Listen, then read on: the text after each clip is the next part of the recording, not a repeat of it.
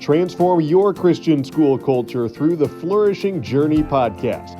Your host is Dr. Edward Bunn, ACSI Professional Development Director. Welcome to the Flourishing Journey podcast. I'm Dr. Edward Bunn, and I will serve as your travel guide throughout this podcast series. We'll explore strategies and principles for building a school culture that truly thrives. Each month, we'll take a brief pit stop centering around a relevant, flourishing construct as together we journey into the world of ideas, research, and practice. Well, hello, leaders, and welcome to the Flourishing Journey podcast. This is the next episode in the series, Leadership Soft Skills. As we continue to look at the importance of soft skills, we know that emotional intelligence seems to be the bridge between knowing what needs to change and how to bring people along in that change with empathy, self-awareness, and even relational wisdom. And so with this in mind, we're going to unpack today the value of growing as leaders in the area of self-awareness. To help us with self-awareness, I'm joined today by Rex Miller, founder of MindShift, cutting-edge research and consulting firm, and Genius Spark, a revolutionary software platform. Rex empowers leaders to unlock their full potential and drive sustainable change. With over 25 years of experience as a corporate executive and 15 years as a consultant, Rex has earned a reputation as a visionary leader who helps organizations and industries break through barriers to achieve meaningful progress. It is so exciting today for this particular podcast to have you with us today. Welcome, Rex, to the podcast. Yeah, it's great to be here, Edward, and to be reconnected. Yeah, absolutely. I've enjoyed the relationship we have had over time, and I kind of follow you at a distance also, the great work that you're doing. So I'm excited to kind of dive in. So let's get at it. Question All number right. one, how would you define leadership self-awareness? And then maybe why do you Sure. feel like Yeah. it's foundational to effective leadership? Well, in the work I do, I look at self-awareness as knowing your sweet spot. What do I do well naturally? And then knowing where I'm not strong, where I need other people. The other part too is what happens when I'm under pressure? How does that show up? Good. And then the fourth one is what does it look like on the other side of me? How are people experiencing me? What we don't realize as leaders is that people not only watch you, but they feel your presence. Are you approachable? Are you stern? Are you intense? And so often we're not aware of how we're coming across to others. So it's foundational because it's presence that is the foundation of leadership. What you project, who you are, and that comes out. Whether you like it or not, it's going to come out and people are going to sense it. Yeah. Yeah, I love that. You mentioned four pieces to self-awareness. I love the last two. We tend to lean into always, what are our strengths? What are our weaknesses? And yes, that's a part of it. But it's also, what are we exuding, if you will, when Sure, under yeah. pressure? And then not only that, but also how do other people's read how do other people read us, sense our leadership, feel our leadership? What are they seeing? And I think that's critical to true self-awareness. So you've given us four today. Those last two, I don't think we really camp around those as much. So thank you for Yeah, sharing you're those. welcome. Yep. So this kind of sets up question number two, Rex. And in your experience and what you do, what do you feel like are the most common blind spots that leaders tend to have in this area? Well, that's an interesting question because it may be a little counterintuitive. Yeah. It's your strengths that are your blind spot. So when you're under pressure, you tend to push them beyond their sweet spot and you're not aware of it. Again, that gets into how is it coming across to others. When I coach leaders that are in trouble, something has broken, it's seldom what you might think of as their weaknesses. It's almost always their strengths that are overused. That's good.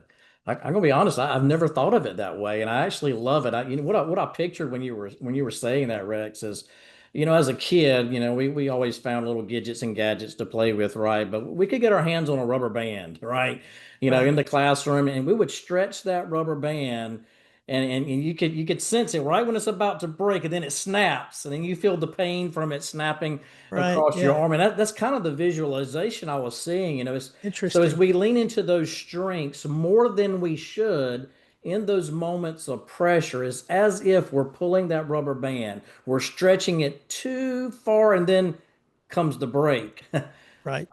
Yeah, that's neat. I love that. And I think blind spots are important for the area of self. In other words, I think if we're really going to grow, we have to have trusted people around us that can speak into those blind spots. Well, and Because, that's creating that safety for yes, people. And that gets back to the first question, the yeah, self-awareness. I know I need help in this, but most leaders don't invite help. Um, and so people around them, should I say something? Should I not say something? So if a leader can say, hey, look, this is where you can help me, that's game changing. absolutely. Yeah, I love that.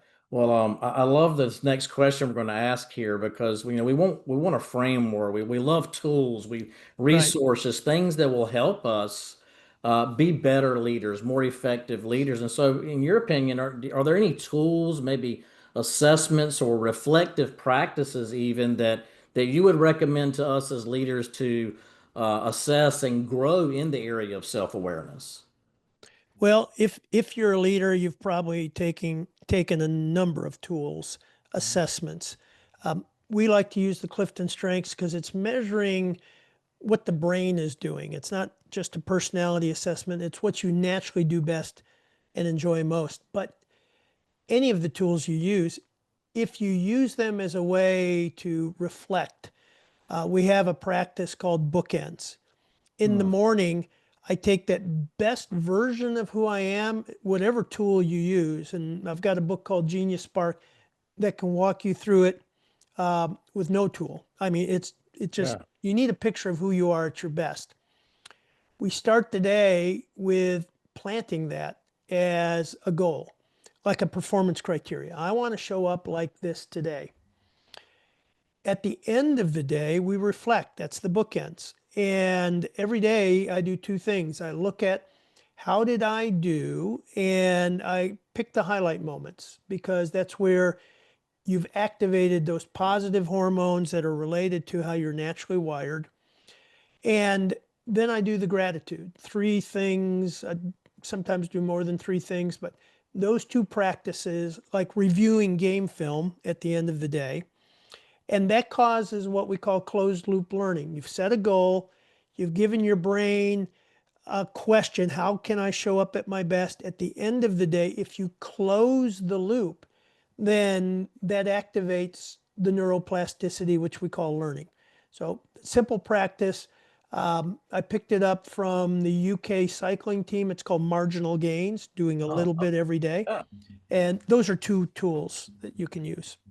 Yeah, I have. I actually have my strengths from Clifton right here on my desk. I'm a old school guy, so my note card There here. you But go. Yeah, we uh, can unpack those if you want. absolutely. I've actually, so two I've kind of circled for this week, Hmm. and not I haven't approached it kind of like what you just described, but so I'll draw out individualization and activator, and I've been setting some goals around that and unpacking them in my own life. But you said four great things. I just want to remind our viewers and listeners today. You mentioned the bookends and that bookend exercise, but setting those goals, reflecting the bookends, and then looking at the highlights of the day, and then setting some moments of gratitude around that, creating that full loop. So I just wanted to highlight the language and the terms that you were Yeah, using. that's But thanks good. for sharing that.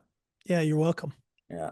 So, last question before we close out our micropod today is, I love too, and I know I'm gonna enjoy your answer here, but how can self-awareness actually help a leader better navigate resistance to change within their organization? We all know that, some people are pioneers. They jump right in at the Right. very beginning. They help lead the change, but there's others with different personalities and skill sets even that are maybe suspicious of change. And then you have some that, are slow adopters in general, or maybe never adopt the new change. So how does being self-aware help us navigate that resistance to change that maybe we can encounter? Well, resistance will come Yeah. because change, by definition, is uncomfortable and unfamiliar. The key is the emotional regulation.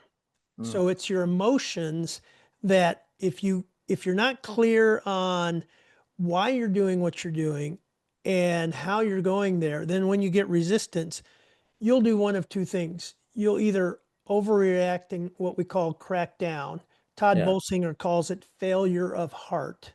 Mm, Or you'll cave in. He calls it failure of nerve.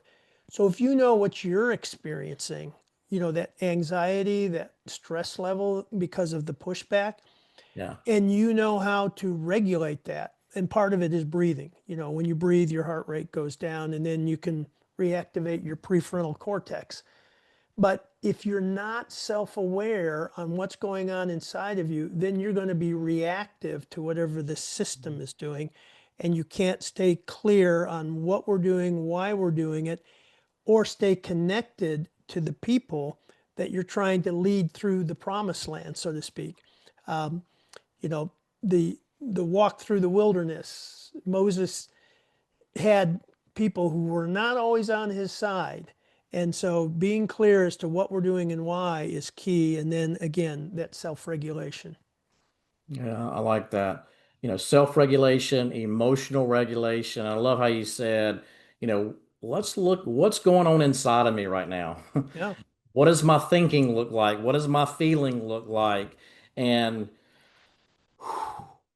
resetting, regulating, so that we can be proactive towards that resistance or change. And so we kind of set the temperature, right, as leaders, I oftentimes. like that phrase. We set the temperature. That's exactly right.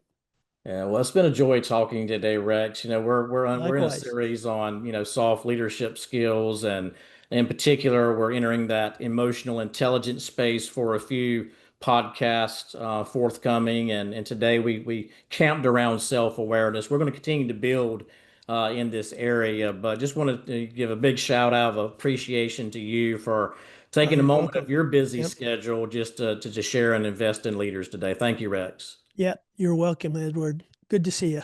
Yeah, good to see you as well. Well, I just want to encourage our viewers and listeners today to join us next month for a new episode on the Flourishing Journey podcast. We'll see you soon. The Flourishing Journey is a presentation of the Association of Christian Schools International. Foster a flourishing school culture by visiting acsi.org/flourishing.